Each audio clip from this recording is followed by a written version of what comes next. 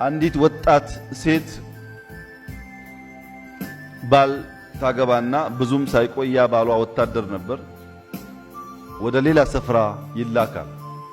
ጀማሪ ሙሽሮች ናቸው። ከባሏ መለየት አልሆነላትም። ከባሏ ጋር መኖር ትፈልጋለች። ተነስታ ባል ያለበት ስፍራ ነው የሚሄደው ብላ ስትሄድ ባሏ ያለበት አካባቢ ለኑሮ በሷ ሐሳብ ምቹ አይደለም። ሞቃታማ ነው፣ በረሃማ ነው፣ ከከተማ ራቅ ያለ ነው። የአኗኗር ዘዬው፣ ባህሉ፣ ቋንቋው ብዙ ጉዳይ ተቀያየረባት እና በሞራል ሮጣ ሄደችና ስትደርስ ከበዳትና ለእናቷ ደብዳቤ ጻፈች።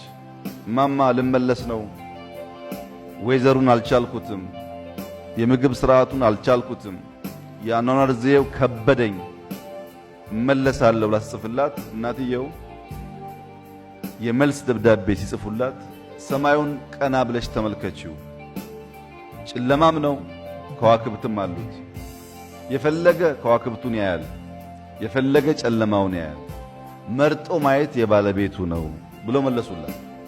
እንቆቅልሽ ነበር፣ ጊዜ ወሰደባት ለመገንዘብ። እንዳሉትም ሰማዩን ስታይ ጨለማም አለ፣ ከጨለማ ውስጥ ደግሞ የሚወጣ ውብ ብርሃን አለ። ይሄን የፈታች ልጅ መመለስ ትታ እዛ አካባቢ ያየችውን አኗኗር ዘዬ፣ የሰውን ባህል በሚመለከት መጽሐፍ ጀመረች። ልጅቱ ውስጥ ለካ የመጽሐፍ ብቃት አለ። እሷም አታውቀውም። ቻሌንጁ ኑሮ አለመመቸቱ ግን እና እናቷ ካሉት ሐሳብ ጋር ተያይዞ አዲስ ነገር ማውጣት ስትጀምር ከውስጧ ጽሑፍ ወጣ።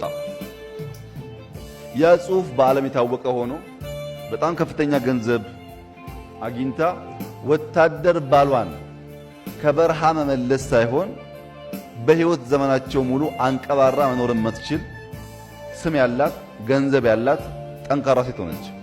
ብትመለስ ይጠፋል፣ ያ ጉዳይ ብትመለስ ይጠፋል።